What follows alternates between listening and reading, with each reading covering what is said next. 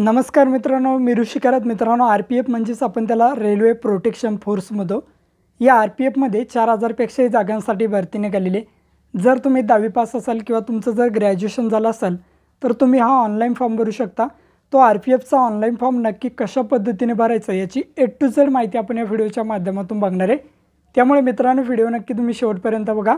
आपल्या चॅनलवर जर तुम्ही पहिल्यांदाच आला असाल तर चॅनलला सबस्क्राईब करून ठेवा. असेच नवनवीन व्हिडिओ आम्ही तुमच्यासाठी घेऊन येतो. जर तुम्हाला काही विचारायचं असलं तर व्हिडिओला कमेंट करा किंवा व्हिडिओच्या डिस्क्रिप्शन बॉक्समध्ये टेलिग्रामचा ग्रुप दिला आहे, त्यावरती तुम्ही अजूनही जॉईन झाला नसाल तर त्यावरती जॉईन व्हा. त्यावरती डायरेक्टली तुम्ही आमच्याशी बोलू शकता किंवा तुमचे प्रश्न आम्हाला विचारू शकता. नक्कीच आमची टीम तुम्हाला त्वरित प्रतिसाद देईल. चला तर या ठिकाणी ऑनलाईन फॉर्म कशा पद्धतीने भरायचा आहे बघूयात. तर मित्रांनो, सर्वप्रथम RRBच्या वेबसाईटवर यायचं आहे. या वेबसाईटवरती बघू शकता www.rrbapply.gov.in अशा प्रकारची ही वेबसाईट आहे. या वेबसाईटची लिंक व्हिडिओच्या डिस्क्रिप्शन बॉक्समध्ये या ठिकाणी देण्यात आलेली आहे. ॲप्लिकेशन क्लोजिंग डेट या ठिकाणी बघू शकतात 14/5/2024 याची ॲप्लिकेशनची क्लोजिंग डेट देण्यात आलेली आहे. आता सर्वप्रथम काय करायचं तुम्हाला या ठिकाणी तुम्ही बघू शकता, वरती जायचं. वरती गेल्यानंतर इथे ॲप्लाय बटन दिसते, त्यावरती तुम्हाला क्लिक करायचं.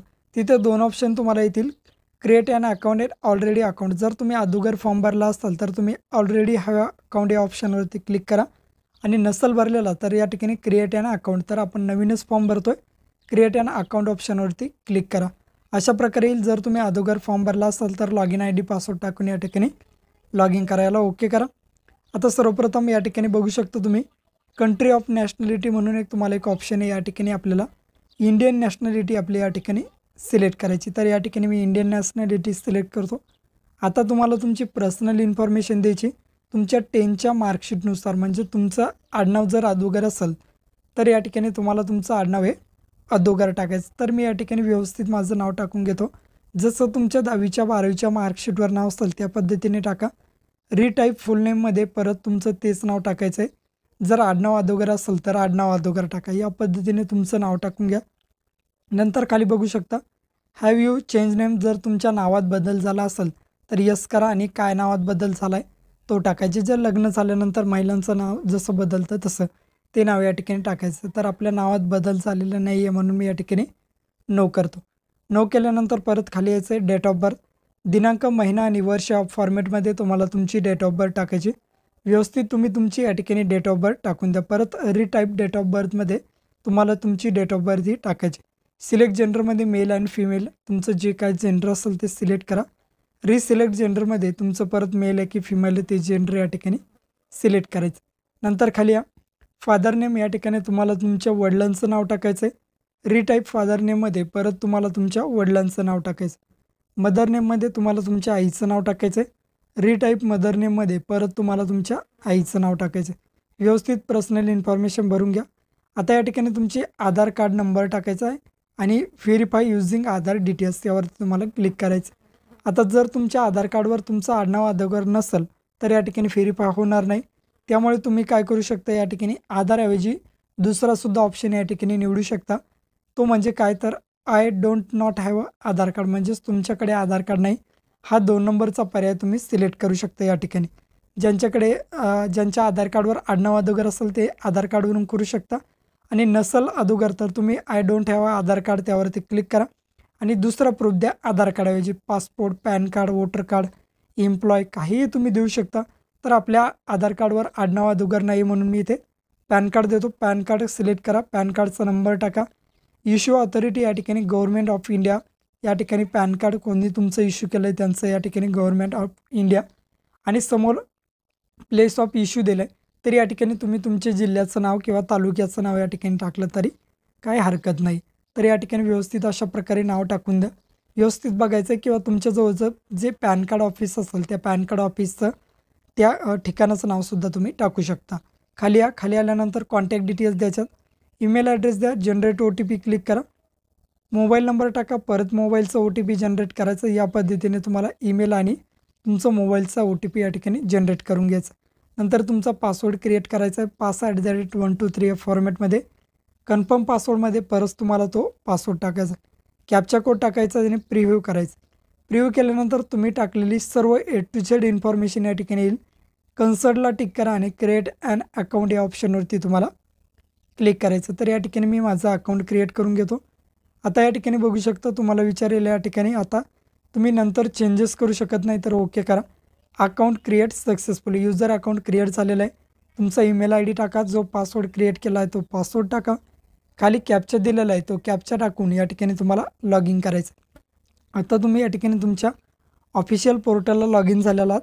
खाली यायचं आहे आणि ऑनलाईन ॲप्लिकेशन यावरती तुम्हाला क्लिक करायचं. क्लिक केल्यानंतर बघू शकता आता तुम्हाला खाली 2 ऑप्शन आलेले. या ठिकाणी दोन्हीसुद्धा पोस्ट आल्यात, सब इन्स्पेक्टर आणि कॉन्स्टेबल. तुम्ही दोन्हीसुद्धा पोस्टसाठी ॲप्लाय करू शकता. फक्त तुम्हाला 2दा पेमेंट करावं लागेल दोन्हीसुद्धा पोस्टचं. ज्या पोस्टचा फॉर्म भरायचा आहे त्यावरती तुम्हाला या ठिकाणी आय एम नॉट करंटली यावरती तुम्हाला टिक करायचं आहे. आणि दोन्ही जर करायचं असलं तर दोन्हीसुद्धा बॉक्सला या ठिकाणी टिक करायचं.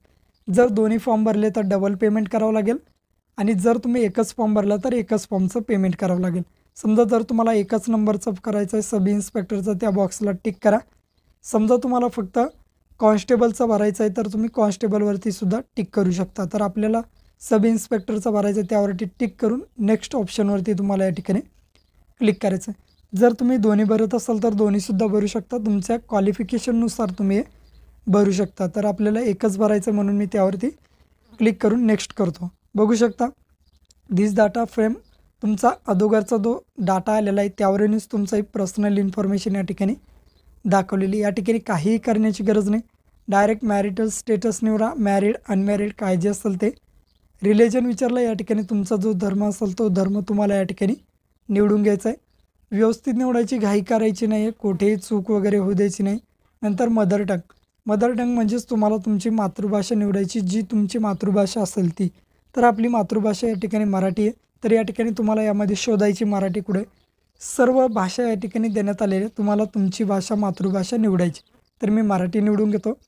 चॉईस लँग्वेज ऑफ एक्झामिनेशन, तुम्ही कोणत्या भाषेमध्ये तुमचा पेपर देऊ इच्छिता ती भाषा या ठिकाणी निवडायची. तर आपल्याला एक्झामसाठी मराठी भाषा निवडायची. नंतर तुम्हाला आयडेंटिफिकेशन मार्क द्यायचं आहे. तुमच्या शरीरावर किंवा चेहऱ्यावर काय खूण असेल ती जे समजा चेहऱ्यावर तुमचे तिळे तर मोल ऑन फेस अशा प्रकारे तुम्ही टाकू शकता. किंवा जर तुमच्या हाताला कट वगैरे लागलेलं वगैरे असेल तर तुम्ही cut on right hand, cut on left hand अशा प्रकारे सुद्धा टाकू शकता. तर मी या ठिकाणी टाकून घेतो. त्या पद्धतीने तुमच्या शरीरावर काय जे खूण असेल ती या ठिकाणी द्यायची. खाली या कम्युनिटी तुमची अनरिझर्व आहे की SC ST OBC EWS काय जे असेल द्यायचं आहे. जे ओपन विद्यार्थी असतील त्यांनी अनरिझर्व सिलेक्ट करा आणि जे कॅटेगरीमधून असतील त्यांनी कॅटेगरी सिलेक्ट. तर मी OBC सिलेक्ट करतो. बघू शकता आता तुमच्याकडे कन्सर्ट येईल, टिक करा. खाली विचारलं आहे तुमच्याकडे नॉन क्रिमिनल आहे का, तर यस. तुम्ही जर कॅटेगरीमधून फॉर्म भरत असाल तर तुमच्याकडे नॉन क्रिमिनल लागेल, यालासुद्धा यस करायचं आहे. सर्टिफिकेटचा नंबर टाकायचा आहे.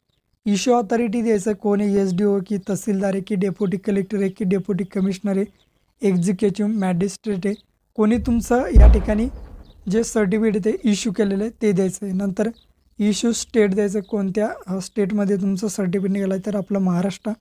आणि डेट ऑफ इश्यू, कोणत्या तारखेला तुम्हाला तुमचं नॉन क्रिमिनल सर्टिफिकेट निघालं आहे ती डेटसुद्धा या ठिकाणी टाकायची. आणि जे कास्टमधून नसतील, ओपनमधून असतील त्यांनी अनरिझर्व या ठिकाणी सिलेक्ट करा. तर मी अनरिझर्व सिलेक्ट करतो.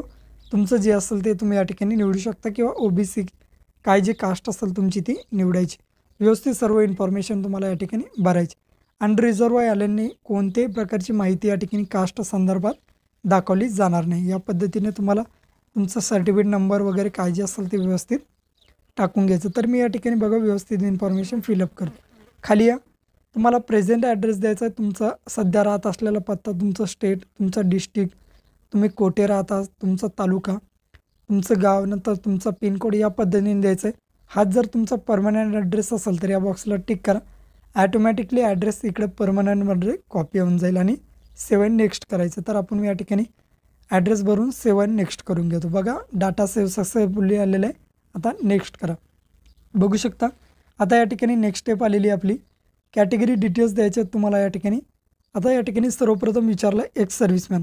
तुम्ही एक्स सर्व्हिसमॅन असाल तर यस करायचं, नसेल तर या ठिकाणी नो करायचं. नंतर बेंचमार्क डिसेबिलिटी, तुम्ही अपंग आहात का, असेल तर यस, नसेल तर या ठिकाणी नो करायचं.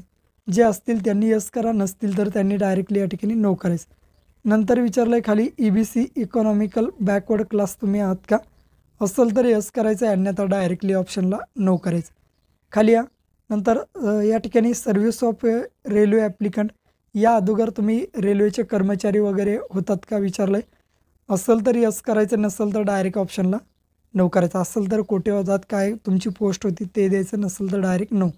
नंतर तुम्ही चालू एम्प्लॉई आहात का, सध्या तुम्ही रेल्वेमध्ये कर्मचारी आहात का, असेल तर सेंट्रल गव्हर्नमेंट आहे की स्टेट आहे ते द्यायचं आहे, नसेल तर डायरेक्ट नॉट ॲप्लिकेबल करायचं. तर आपण नाही आहेत म्हणून मी नॉट ॲप्लिकेबल करतो.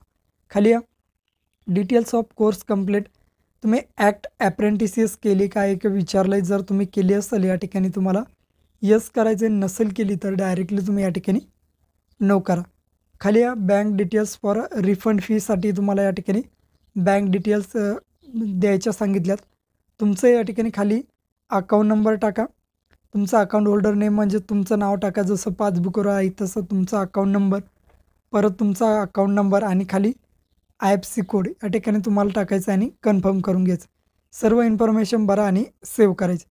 सेव्ह केल्यानंतर डाटा सेव्ह सक्सेसफुली आलेला आहे आणि नेक्स्ट करा. आता समोरची स्टेप आली एज्युकेशन क्वालिफिकेशन. या ठिकाणी द्यायचं तुमचं क्वालिफिकेशन, नंतर स्टेट तुमचं कोणतं स्टेट आहे ते स्टेट द्या. या ठिकाणी तुम्हाला तुमचं डिस्ट्रिक्ट द्यायचं आहे, कोणतं डिस्ट्रिक्ट आहे. नंतर तुमचं तुम्हाला या ठिकाणी बोर्ड द्यायचं आहे, महाराष्ट्र स्टेट बोर्ड आहे की आणखीन कोणतं बोर्ड आहे ते बोर्ड या ठिकाणी टाकायचं आहे. डेट ऑफ पासिंग, कोणत्या तारखेला तुम्ही पास झाला ते पासिंग डेट या ठिकाणी तुम्हाला टाकायची आणि रोल नंबर टाकायचे. या पद्धतीने तुम्हाला तुमची इन्फॉर्मेशन फिलअप करायची. एज्युकेशन SSC नंतर HSC ग्रॅज्युएशन, या पद्धतीने स्टेप बाय स्टेप तुम्हाला हे टाकायचं. टाकून या ठिकाणी रोल नंबर टाकायचा आणि ॲड करून घ्यायचे. डाटा सेव्ह सक्सेसफुली आलेलं आहे. आता क्वालिफिकेशनवर क्लिक करायचं आहे आणि तुमची नेक्स्ट क्वालिफिकेशन 12th आहे की काय ते निवडायचं आहे. नंतर खाली डिप्लोमा आहे की काय तुमचं ते टाकायचं आहे. या ठिकाणी स्टेट कोणतं आहे तुमचं, महाराष्ट्र राज्य आहे की कोणतं आहे ते राज्य या ठिकाणी टाकायचं आहे.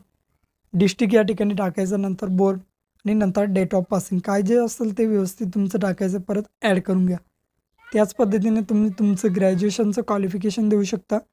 ग्रॅज्युएशनवरती क्लिक करा. डिप्लोमा आहे काय तुमचं, या ठिकाणी कशामध्ये ग्रॅज्युएशन झालं, BA BSc काय जे असेल ते या ठिकाणी तुम्हाला टाकायचं आहे. तुमचं जे एज्युकेशन ग्रॅज्युएशन झालं असेल ते टाका. नंतर स्टेट या ठिकाणी आपलं महाराष्ट्र राज्य आहे की कोणत्या राज्यामध्ये झालं आहे ते राज्य, डिस्ट्रिक्ट कोणत्या डिस्ट्रिक्टमध्ये झालं आहे ते, आणि समोर कॉलेज किंवा युनिव्हर्सिटीचं नाव टाकायचं आणि डेट ऑफ पासिंग टाकून ॲड करून घ्यायचं. या पद्धतीने तुम्हाला तुमची या ठिकाणी इसेन्शियल क्वालिफिकेशन ॲड करून घ्यायचं आहे. आणि ॲड केल्यानंतर या ठिकाणी तुम्ही बघू शकता काही चुकलं असेल तर तुम्ही डिलीट करू शकता आणि परतसुद्धा देऊ शकता. खाली यायचं आहे. या ठिकाणी नेक्स्ट ऑप्शनवरती सर्व बरोबर असेल तर क्लिक करायचं. क्लिक केल्यानंतर तुम्हाला तुमचा फोटोग्राफ आणि सिग्नेचर अपलोड करायची. तुमचा फोटोग्राफ या ठिकाणी 320 ते 240 पिक्सेलमध्ये 30 ते 70 KB दरम्यान फाईट बॅकग्राऊंडचा फोटोग्राफ तुम्हाला या ठिकाणी अपलोड करायचा. क्लिअर तुमचा चेहरा दिसला पाहिजे. या पद्धतीने तुम्हाला तुमचा फोटोग्राफ हा अपलोड करायचा. खाली यायचं आहे. खाली आल्यानंतर या ठिकाणी तुम्ही बघू शकता या ठिकाणी ब्राउजवर क्लिक करायचं आणि ब्राउजवरती क्लिक केल्यानंतर तुम्हाला तुमचा फोटोग्राफ हा अपलोड करून घ्यायचा. तर या ठिकाणी तुमचा फोटो अपलोड झालेला आहे. अपलोड झाल्यानंतर या ठिकाणी तुम्ही खाली यायचं आहे. खाली आल्यानंतर तुम्हाला सिग्नेचर अपलोड करायची. 60x140 पिक्सेलमध्ये JPG किंवा JPEG फॉर्मॅटमध्ये तुम्ही काही अपलोड करू शकता फोटो किंवा सिग्नेचर 30 ते 70 KB दरम्यान. तर या ठिकाणी परत ब्राउज करायचं आहे. ब्राउज करून तुम्हाला तुमची सिग्नेचरही अपलोड करून घ्यायची. या पद्धतीने तुमचं फोटो आणि सिग्नेचर अपलोड करायचे आणि सेव्हवरती क्लिक करा. बघू शकता photo and signature upload successfully. नेक्स्टवरती क्लिक करा. या पद्धतीने फोटो अँड सिग्नेचर अपलोड करा. नंतर कन्सर्ट आला, या कन्सर्टला टिक करायचं आहे. खाली यायचं आहे. खाली प्लेस दिलं आहे. प्लेसमध्ये तुम्हाला तुमच्या गावचं नाव टाकायचं आहे. गावचं नाव टाकून प्रिव्ह्यू ॲप्लिकेशन यावरती तुम्हाला क्लिक करायचं. तुम्ही भरलेली A to Z इन्फॉर्मेशन तुमच्यासमोर येईल. फोटो वगैरे व्यवस्थित आहे का एकदा चेक करायचं. जर बरोबर असेल तर खाली एक तुम्हाला या ठिकाणी कन्सर्ट दिला आहे, आय हॅव रीचेकिंग, यावरती तुम्हाला क्लिक करा. अजूनही तुम्ही एडिट करू शकता, नसेल तर डायरेक्ट सबमिट करा. परत विचारले आर यू शुअर, तर या ठिकाणी सबमिटवरती तुम्हाला क्लिक करायचं आहे. तुम्हाला पेमेंट दाखवलं जाईल कोणत्या फॉर्मसाठी तुम्ही पेमेंट करत आहात आणि या ठिकाणी पे नाव ऑप्शन तुम्हाला आलेलं आहे. पे नाववरती क्लिक करा. क्लिक केल्यानंतर या ठिकाणी बघू शकता तुमच्यासमोर अशा प्रकारे पेज येईल. या ठिकाणी परत आय ॲग्रीवरती क्लिक करायचं आहे आणि प्रोसीड करून घ्यायचं. प्रोसीड केल्यानंतर या ठिकाणी debit card, credit card, net banking कशानेही तुम्ही पेमेंट करू शकता. तुम्हाला ज्या ऑप्शनने पेमेंट करायचं आहे त्या ऑप्शनने तुम्ही पेमेंट करून या ठिकाणी पेमेंट हे करून घ्यायचं आहे. अशा पद्धतीने मित्रांनो तुम्हाला हा फॉर्म भरायचा आहे. व्हिडिओ आवडल्यास तुमच्या मित्र-मैत्रिणींना, नातेवाईकांना व्हिडिओ शेअर करायला विसरायचं नाही. भेटूया अशाच नवीन व्हिडिओत नवीन माहितीसह. जय हिंद, जय महाराष्ट्र.